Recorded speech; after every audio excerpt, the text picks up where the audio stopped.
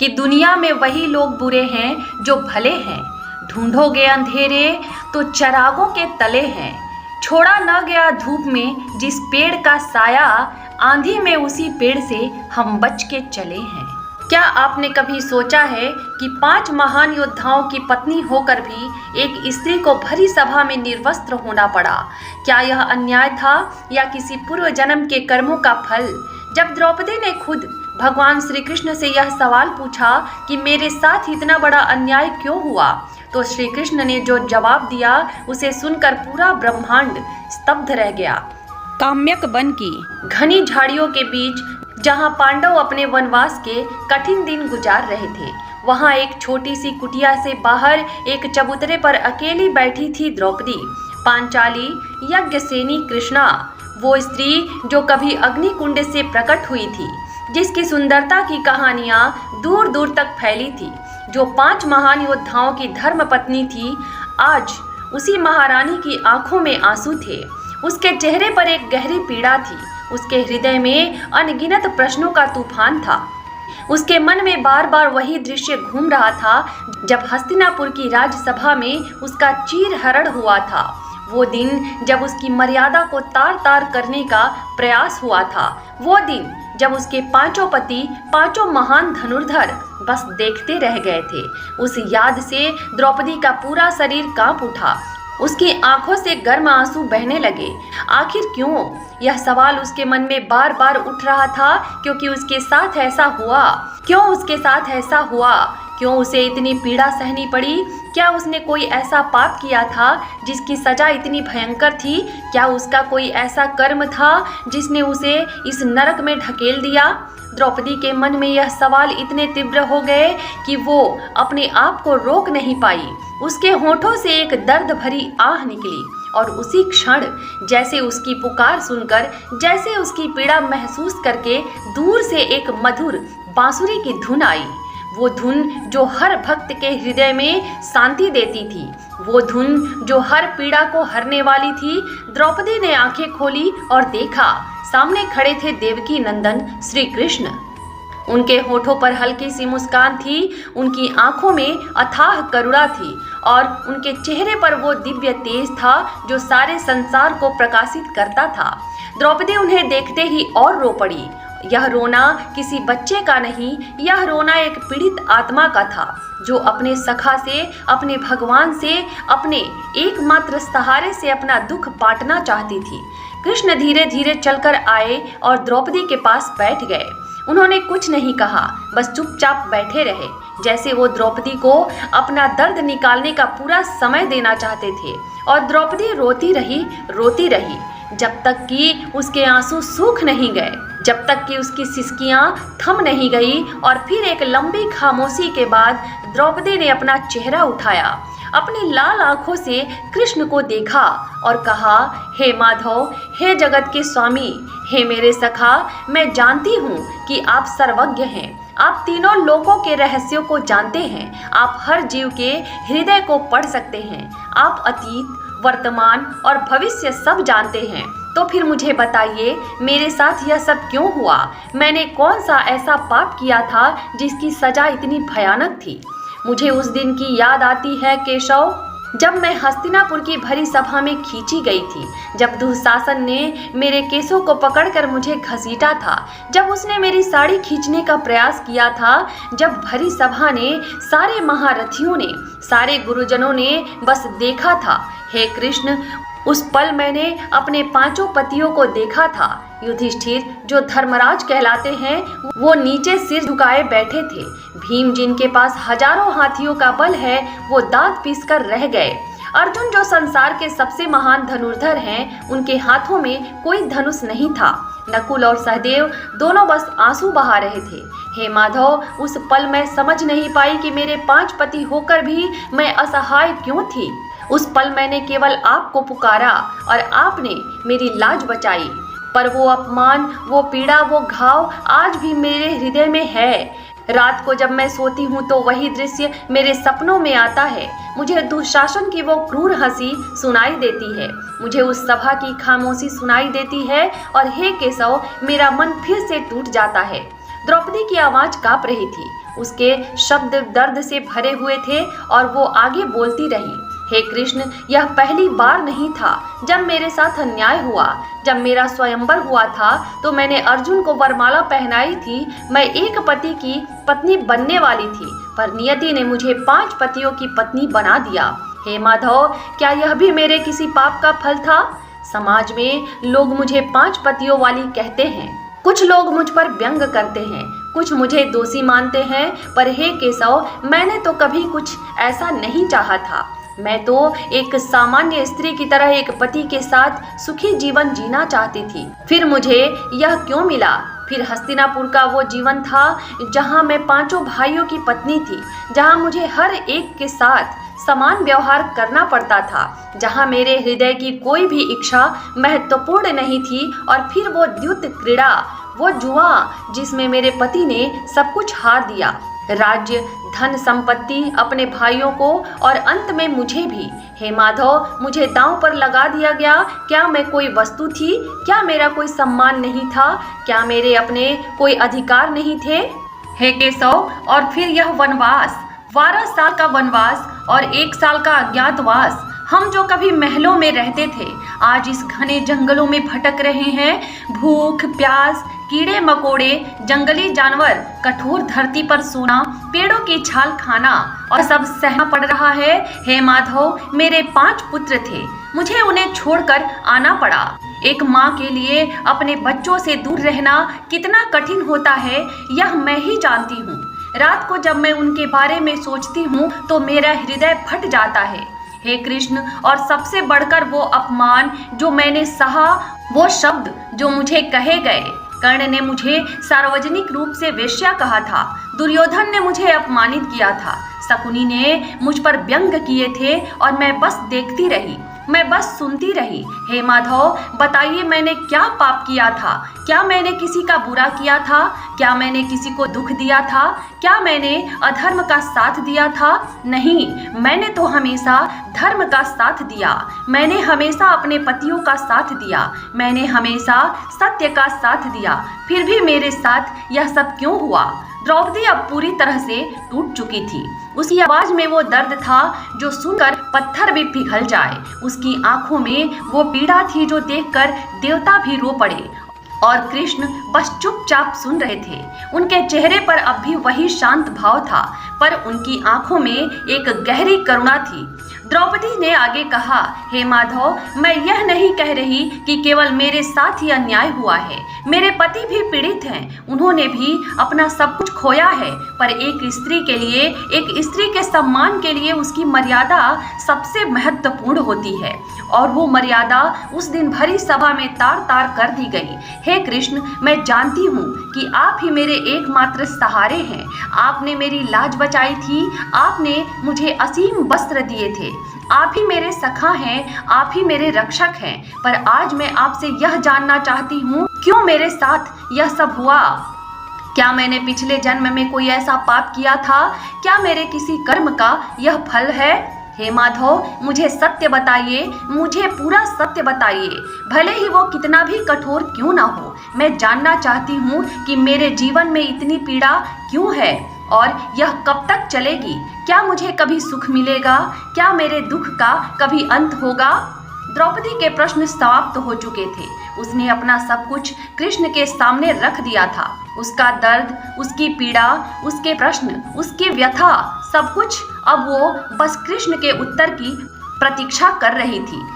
रात और गहरी हो चुकी थी। चारों ओर सन्नाटा था। केवल दूर से किसी जानवर की आवाज आ रही थी, और उस सन्नाटे में, उस गहरी खामोशी में श्री कृष्ण ने अपनी आंखें बंद की, जैसे वो कुछ गहरा सोच रहे हों, जैसे वो कुछ याद कर रहे हों, जैसे वो किसी और लोक में, किसी और समय में, किसी और जन्म में झांक रहे हों। कुछ पलों की खामोशी के बाद कृष्ण ने अपनी आंखें खोली, और उनकी आंखों में एक अलग ही तेज था, वो तेज जो सत्य को उजागर करने वाला था। कृष्ण ने द्रौपदी की ओर देखा और धीरे से मुस्कुराए। उस मुस्कान में करुणा थी, स्नेह था, और फिर कृष्ण ने बोलना शुरू किया। उनकी आवाज शांत थी, पर उनमें एक दिव्य गूंज थी। वे बोले, हे पांचाली, हे यज्ञसेनी, हे कृष्णा, तुम्हारे प्रश्न स्वाभाविक हैं, तुम्हारी पीड़ा वास्तविक है और तुम्हारे आंसू निष्कपट हैं। मैं तुम्हें समझता हूँ, मैं तुम्हारे दर्द को महसूस करता हूँ, पर द्रौपदी, इस संसार में कुछ भी बिना कारण नहीं होता। हर घटना के पीछे एक कारण होता है, हर दुख के पीछे एक कर्म होता है, हर पीड़ा के पीछे एक सीख होती है। तुम पूछती हो कि तुम्हारे साथ यह सब क्यों हुआ, तो सुनो, आज मैं तुम्हें वो सत्य बताऊंगा जो बहुत कम लोग जानते हैं। आज मैं तुम्हें तुम्हारे पूर्व जन्म का रहस्य बताऊंगा।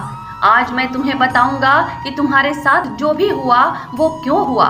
पर सखी, यह सत्य तुम्हें चौंका देगा, यह सत्य तुम्हारे विश्वास को हिला देगा, यह सत्य तुम्हें बदल देगा। क्या तुम तैयार हो इस सत्य को सुनने के लिए?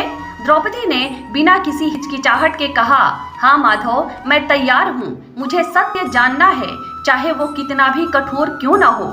कृष्ण ने सहमति में सिर हिलाया और बोले, तो सुनो सखी, बहुत समय पहले की बात है, जब यह युग नहीं था, जब यह जन्म नहीं था, जब तुम द्रौपदी नहीं थी, उस समय तुम एक अलग नाम से, एक अलग रूप में, एक अलग लोक में थी। हे द्रौपदी, उस जन्म में तुम एक सुंदर कन्या थी। तुम्हारा नाम नलायनी था। तुम एक ब्राह्मण कुल में जन्मी थी। तुम्हारे पिता एक विद्वान थे। तुम्हारी माता एक धर्मपरायण महिला थी। तुम बचपन से ही रूपवती थी, गुणवती थी और बुद्धिमान थी। तुम्हारे गांव में सब तुम्हारी प्रशंसा करते थे। तुम्हारे माता पिता को तुम पर बहुत गर्व था। जैसे जैसे तुम बड़ी होती गई, तुम्हारी सुंदरता बढ़ती गई और तुम्हारे मन में विवाह की इच्छा जागने लगी। तुम एक आदर्श पति चाहती थी, एक ऐसा पति जो धर्मपरायण हो, बलशाली हो, विद्वान हो, सुंदर हो और सब गुणों से युक्त हो। पर सखी, तुम्हारी इच्छाएं केवल एक नहीं थी, तुम्हारे मन में 5 इच्छाएं थी। तुम चाहती थी कि तुम्हारा पति सबसे धर्मात्मा हो, सबसे बलवान हो, सबसे सुंदर हो, सबसे विद्वान हो और सबसे कुशल योद्धा हो। ये 5 गुण एक पुरुष में मिलना लगभग असंभव था, पर तुम्हारा मन इसी में अटका था। तुमने अपने माता पिता से कहा कि तुम्हें ऐसा ही वर चाहिए। तुम्हारे पिता ने बहुत प्रयास किया, उन्होंने दूर दूर तक संदेश भेजे, पर ऐसा कोई वर नहीं मिला जो तुम्हारी सारी शर्तों को पूरा करता हो। समय बीतता गया, तुम्हारी युवावस्था बीतने लगी और तुम चिंतित होने लगी। तुम्हें डर लगने लगा कि कहीं तुम्हारा विवाह ही न हो। और फिर एक दिन तुमने निश्चय किया कि तुम भगवान शिव की तपस्या करोगी। तुम घने जंगल में चली गई। वहाँ एक पवित्र स्थान पर तुमने कठोर तपस्या शुरू की। तुमने भोजन त्याग दिया, तुमने केवल फल खाना शुरू किया, फिर केवल जल पीना शुरू किया और अंत में केवल हवा पर जीने लगी। तुम्हारी तपस्या इतनी कठोर थी कि देवता भी चकित हो गए। तुम्हारा शरीर सूख गया, तुम्हारी हड्डियां दिखने लगी, पर तुम्हारा संकल्प नहीं टूटा। तुम रोज भगवान शिव का नाम जपती रही, उनकी पूजा करती रही और उनसे प्रार्थना करती रही कि वो तुम्हें योग्य वर प्रदान करे। सालों बीत गए, तुम्हारी तपस्या जारी रही और फिर एक दिन आकाश में बादल घिराए, बिजली चमकने लगी और तुम्हारे सामने स्वयं भगवान शिव प्रकट हो गए। उनके हाथ में त्रिशूल था, उनके गले में नाग था, उनके मस्तक पर चंद्रमा था और उनका तेज अद्भुत था। शिव प्रसन्न थे। उन्होंने कहा, हे कन्या, तुम्हारी तपस्या से मैं प्रसन्न हूँ, मांगो, तुम्हें क्या चाहिए। और सखी, उस समय जो हुआ वही तुम्हारे इस जन्म की सारी घटनाओं का कारण बन गया। तुम इतनी प्रसन्न हो गई कि तुम संभल नहीं पाई। तुमने अपनी इच्छा बताई। तुमने कहा, हे भगवान, मुझे एक ऐसा पति चाहिए जो सबसे धर्मात्मा हो। और फिर तुम इतनी उत्साहित हो गई कि तुमने दोबारा कहा, मुझे एक ऐसा पति चाहिए जो सबसे बलवान हो। और फिर तीसरी बार, मुझे एक पति चाहिए जो सबसे महान धनुर्धर हो। और फिर चौथी बार, मुझे एक पति चाहिए जो सबसे सुंदर हो। और फिर 5वीं बार, मुझे एक पति चाहिए जो सबसे विद्वान हो। तुमने 5 बार कहा, मुझे पति चाहिए, मुझे पति चाहिए। और भगवान शिव, जो अपने वचन के पक्के हैं, उन्होंने तथास्तु कह दिया। उन्होंने कहा, हे कन्या, तुम्हारी इच्छा पूरी होगी। तुम्हें 5 पति मिलेंगे। पहला धर्म का देवता होगा, दूसरा वायु का पुत्र होगा जो सबसे बलशाली होगा, तीसरा इंद्र का पुत्र होगा जो महान धनुर्धर होगा, और चौथा और 5वां अश्विनी कुमारों के पुत्र होंगे जो सुंदर और विद्वान होंगे। यह सुनकर तुम सकते में आ गई। तुमने कहा, नहीं भगवान, मुझे एक ही पति चाहिए। मैंने गलती से 5 बार कह दिया, कृपा करके मुझे एक ही पति दीजिए। पर शिव ने कहा, हे कन्या, मेरा वचन बदल नहीं सकता। तुम्हारे मुख से 5 बार निकला है, इसलिए तुम्हें 5 पति मिलेंगे और यह तुम्हारी नियति है। तुमने बहुत विनती की, तुमने बहुत प्रार्थना की, पर शिव अपने निर्णय पर अटल रहे और फिर वो अंतर्ध्यान हो गए। कृष्ण ने यहाँ रुककर द्रौपदी को देखा और द्रौपदी स्तब्ध थी। उसकी आंखें फैली हुई थी, उसका मुख खुला रह गया था। वो इस सत्य को पचा नहीं पा रही थी। तो यही कारण था कि उसे 5 पति मिले, यही कारण था कि उसका जीवन इतना जटिल था। कृष्ण ने आगे कहा, हे सखी, यह तो केवल शुरुआत थी। तुम्हारे पूर्व जन्म में और भी बहुत कुछ हुआ था जो तुम्हारे इस जन्म की पीड़ा का कारण बना। उस जन्म में एक बार तुम किसी तीर्थ यात्रा पर जा रही थी। रास्ते में तुमने एक साधु को देखा। वो साधु नदी में स्नान कर रहा था। उस समय उसके वस्त्र किनारे पर थे और एक शरारती बंदर उसके वस्त्र को लेकर पेड़ पर चढ़ गया। वो साधु बेचारा नग्न अवस्था में नदी में खड़ा था और वो बंदर से अपने वस्त्र मांग रहा था। तुमने यह दृश्य देखा और तुम्हें हंसी आ गई। तुमने उस साधु का उपहास किया, तुमने उसे देखकर मजाक बनाया और आगे बढ़ गई। उस साधु को बहुत अपमान महसूस हुआ। उसने तुम्हें श्राप दिया कि जिस प्रकार आज तुमने मेरे निर्वस्त्र होने पर हंसी उड़ाई है, उसी प्रकार एक दिन तुम्हारे साथ भी यह होगा। तुम्हें भी सार्वजनिक रूप से अपमानित किया जाएगा, तुम्हारे वस्त्र भी उतारने का प्रयास होगा और तुम असहाय रहोगी। यह श्राप तुम्हारे इस जन्म में फलीभूत हुआ। हस्तिनापुर के सभा में जो हुआ वो उसी श्राप का परिणाम था। द्रौपदी का चेहरा पीला पड़ गया, उसके शरीर में कंपन होने लगा। तो यह था कारण, यह था वो पाप जिसका फल उसे भुगतना पड़ा। कृष्ण ने एक क्षण रुककर फिर कहा, और सखी, एक घटना और थी। उस जन्म में एक बार तुम्हारे घर एक भिक्षु आया। वह बहुत भूखा था। उसने तुमसे भोजन मांगा, पर उस समय तुम्हारे मन में अहंकार था। तुमने सोचा कि तुम इतनी सुंदर हो, इतनी गुणवान हो और यह भिक्षुक इतना सामान्य है। तुमने उसे भोजन नहीं दिया, तुमने उसे दुत्कार दिया। वो भिक्षुक भूखा ही चला गया और उसने भी तुम्हें श्राप दिया कि जिस प्रकार आज तुमने मुझे भूखा रखा है, उसी प्रकार तुम्हें भी एक दिन भूख की पीड़ा सहनी होगी। तुम्हें भी भिक्षा मांगनी होगी, तुम्हें भी कठिनाइयों का सामना करना होगा। यह श्राप भी तुम्हारे इस जन्म में पूरा हुआ। तुम्हारा वनवास, तुम्हारी कठिनाइयाँ, तुम्हारी भूख, सब उसी का परिणाम है। कृष्ण ने द्रौपदी की आंखों में देखा और कहा, हे सखी, यह संसार कर्मों का खेल है। जैसा बोओगे वैसा काटोगे। यह सनातन नियम है, इसमें कोई अन्याय नहीं है, केवल न्याय है। तुम्हारे पूर्व जन्म में जो किया उसका फल तुम्हें इस जन्म में मिल रहा है। पर सखी, यह समझो कि यह दुख तुम्हारी सजा नहीं है, यह तुम्हारी बुद्धि है। यह तुम्हें और महान बनने के लिए है। तुम्हारी यह पीड़ा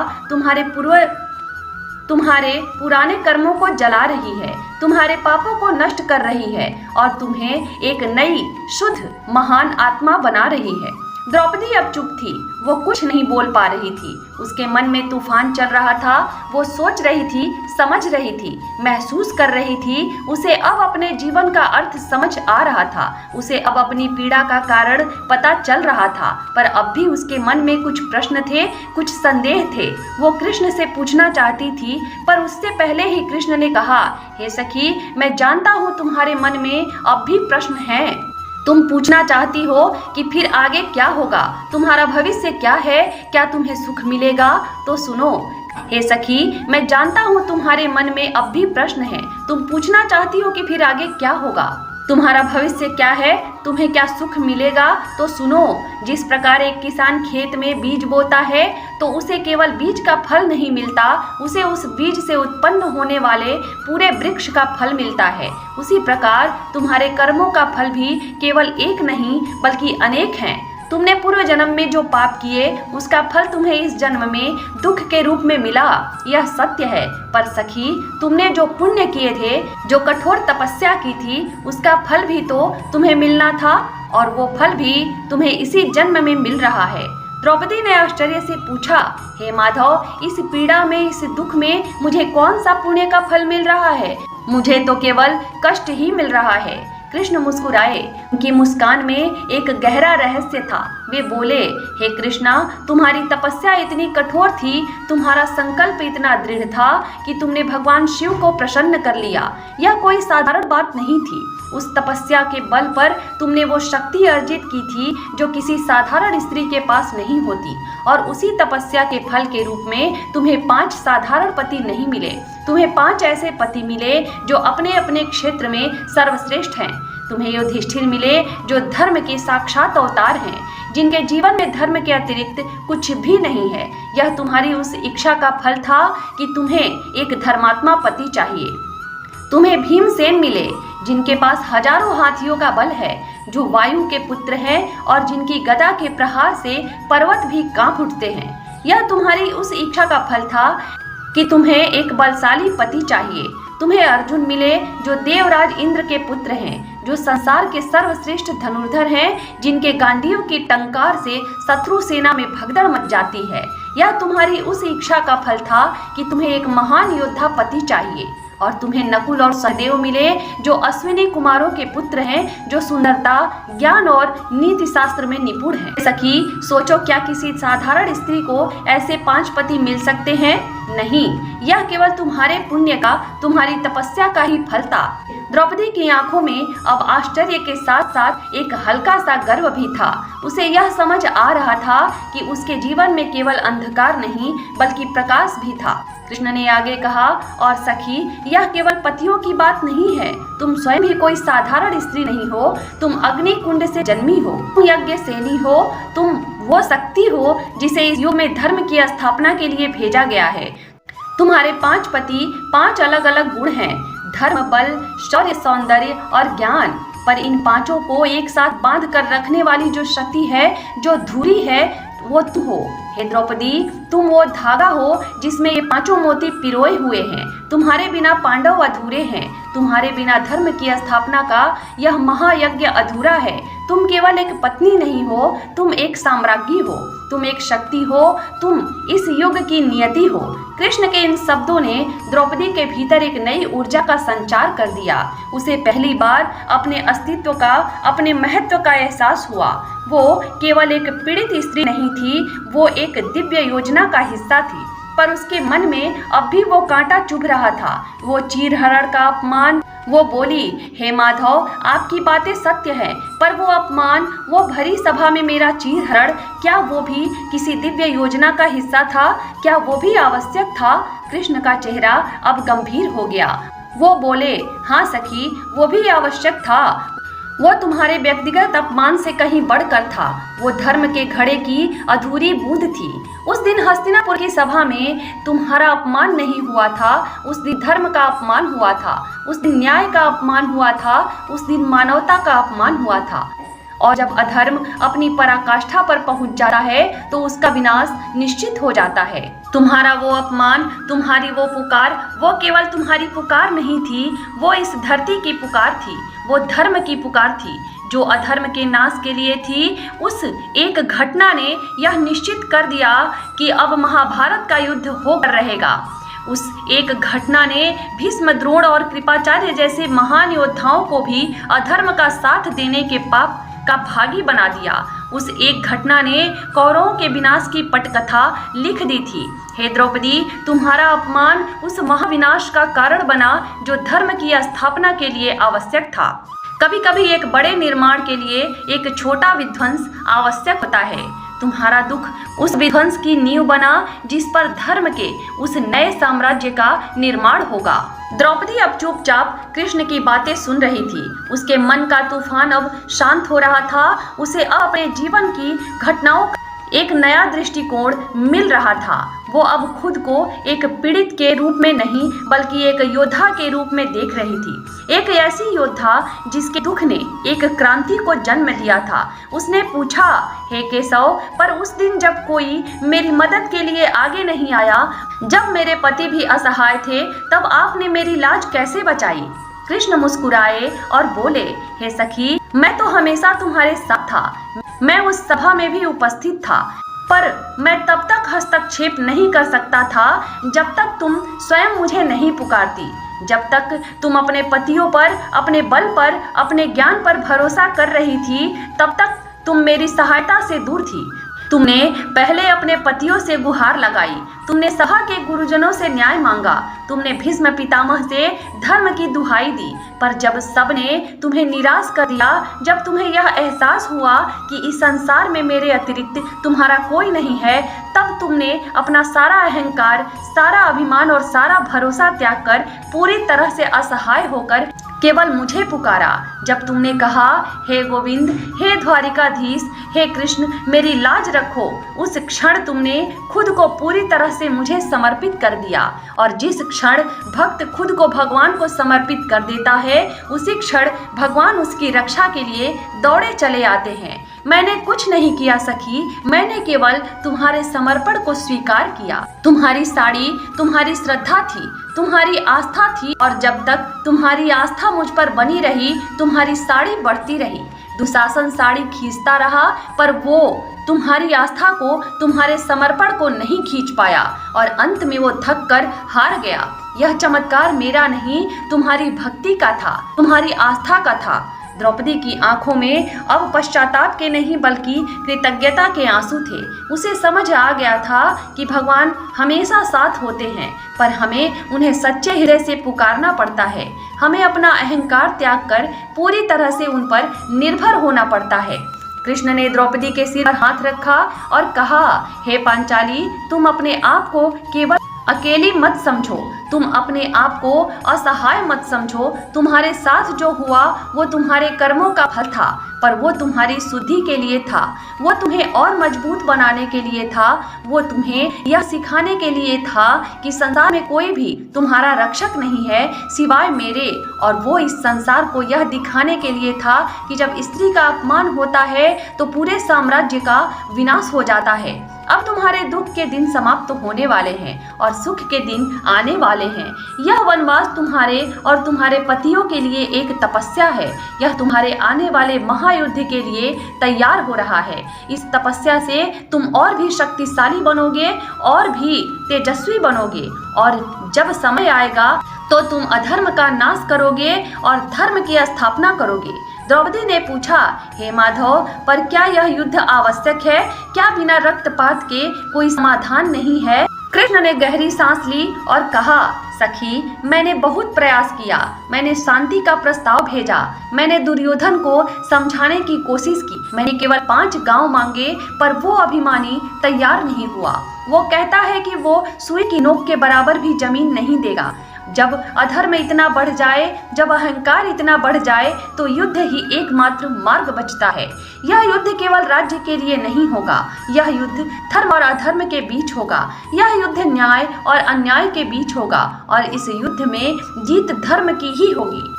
कृष्ण की बातों ने द्रौपदी के मन में एक नया विश्वास भर दिया, एक नई आशा जगा दी। उसे अब अपना भविष्य अंधकार में नहीं बल्कि प्रकाश में दिख रहा था। उसे अब अपने कष्ट व्यर्थ नहीं बल्कि सार्थक लग रहे थे। वो समझ गई थी कि वो एक बड़ी कहानी का हिस्सा है, एक ऐसी कहानी जो युगों युगों तक सुनाई जाएगी। पर अब भी उसके मन में एक अंतिम प्रश्न था, एक गहरा प्रश्न जो केवल उसके बारे में नहीं था बल्कि हर उस आत्मा के बारे में था जो इस संसार में दुख भोग रही थी। उसने कृष्ण की ओर देखा। उसकी आंखों में अब पीड़ा नहीं बल्कि एक गहरी जिज्ञासा थी, एक आध्यात्मिक खोज थी, और उसने पूछा, हे केशव, आपने मेरे कर्मों का रहस्य तो बता दिया, पर मुझे यह बताइए कि इस कर्म के बंधन से मुक्ति कैसे मिलेगी? क्या हमें हर जन्म में ऐसे ही अपने कर्मों का फल भोगना पड़ेगा? क्या इस चक्र से बाहर निकलने का कोई मार्ग नहीं है? क्या आत्मा की अंतिम गति क्या है? और मेरा द्रौपदी का इस महायज्ञ में अंतिम कर्तव्य क्या है? मुझे क्या करना चाहिए जिससे न केवल मेरा बल्कि इस पूरे संसार का कल्याण हो? कृष्ण द्रौपदी के इस प्रश्न को सुनकर बहुत प्रसन्न हुए। तो सुनो सखी, मैं तुम्हें कर्म का वो परम रहस्य बताता हूँ जिसे जानकर मनुष्य इस संसार में रहते हुए भी, सारे कर्म करते हुए भी कर्म के बंधन से मुक्त हो जाता है। हे पांचाली, यह समझो कि कर्म करना किसी भी प्राणी के लिए अनिवार्य है। सांस लेना भी एक कर्म है, देखना भी एक कर्म है, सोचना भी एक कर्म है। इसलिए कर्म को छोड़ने का विचार ही मूर्खता है। जो लोग हठ पूर्वक अपनी इंद्रियों को रोककर कर्म का त्याग करके एकांत में बैठ जाते हैं, पर मन ही मन संसार के विषयों का चिंतन करते रहते हैं, वे ढोंगी हैं, मिथ्याचारी हैं।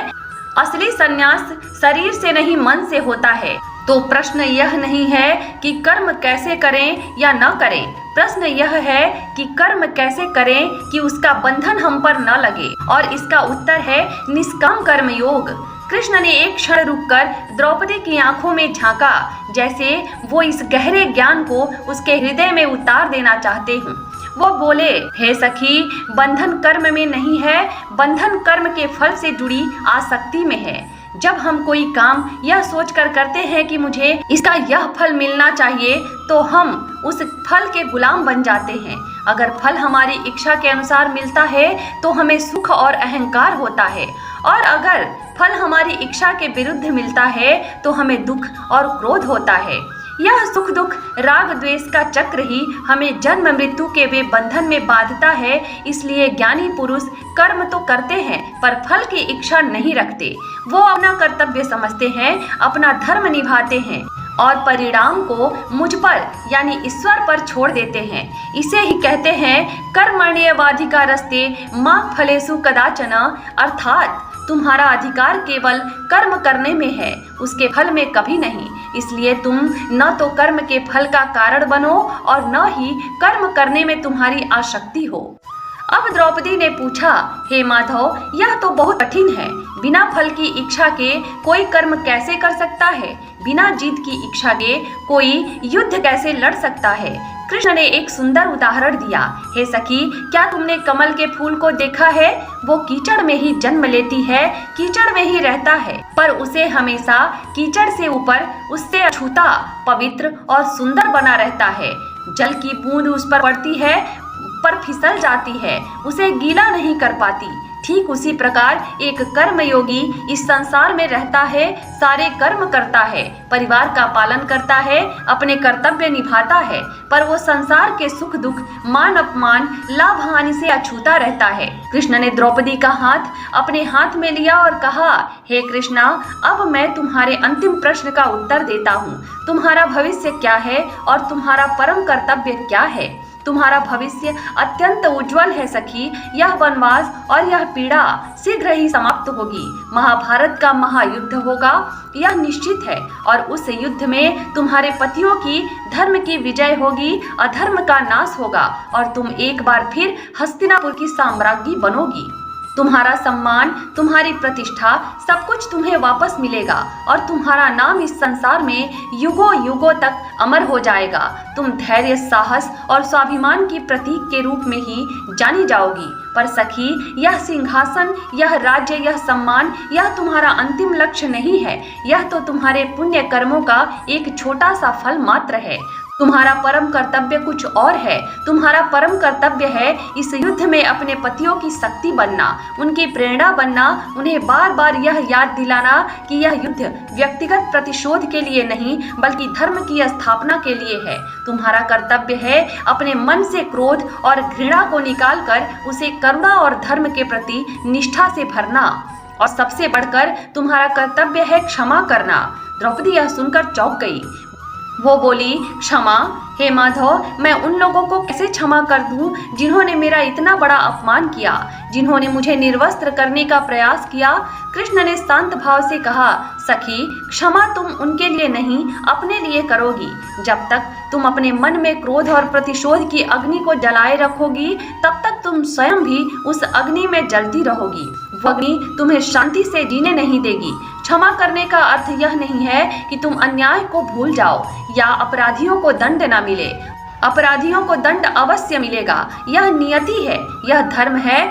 पर क्षमा करने का अर्थ है अपने मन से उस बोझ को उतार देना, और तब तुम सही अर्थों में एक कर्मयोगी की तरह इस युद्ध को देख पाओगी, एक साक्षी की तरह जो अपना कर्तव्य कर रहा है पर परिणाम के हर्ष और शोक से मुक्त है। कृष्ण ने अपनी बात समाप्त करते हुए कहा, हे द्रौपदी, तुम साधारण स्त्री नहीं हो, तुम स्वयं आदि शक्ति का अंश हो। तुम इस धरती पर एक महान उद्देश्य के लिए आई हो। अपने स्वरूप को पहचानो, अपने शक्ति को जानो। तुम अबला नहीं, तुम सबला हो। तुम पीड़ित नहीं, शक्ति हो। उठो, अपने आंसुओं को पोंछो और आने वाले कल के लिए तैयार हो जाओ। अपने मन को मुझ में स्थिर करो, अपने सारे कर्म मुझे अर्पित करो और फिर देखो, तुम्हें कोई दुख, कोई पीड़ा, कोई बंधन छू नहीं पाएगा। तुम जीवन मुक्त हो जाओगी। कृष्ण के इन शब्दों ने जैसे द्रौपदी के भीतर एक सूर्य का उदय कर दिया था। उनके सारे संशय, सारे भ्रम, सारी पीड़ा उस ज्ञान के प्रकाश में विलीन हो गए थे। उसे अब अपने जीवन का हर कष्ट, हर अपमान एक दिव्य योजना का हिस्सा लग रहा था। उसे अब अपने 5 पतियों में भगवान शिव का वरदान दिख रहा था। उसे अपने चीरहरण में अपने पूर्व जन्म के कर्म का क्षय और अधर्म के विनाश का आरंभ दिख रहा था। उसे अपने वनवास में एक महान तपस्या दिख रही थी और उसे अपने भविष्य में एक महान उद्देश्य दिख रहा था।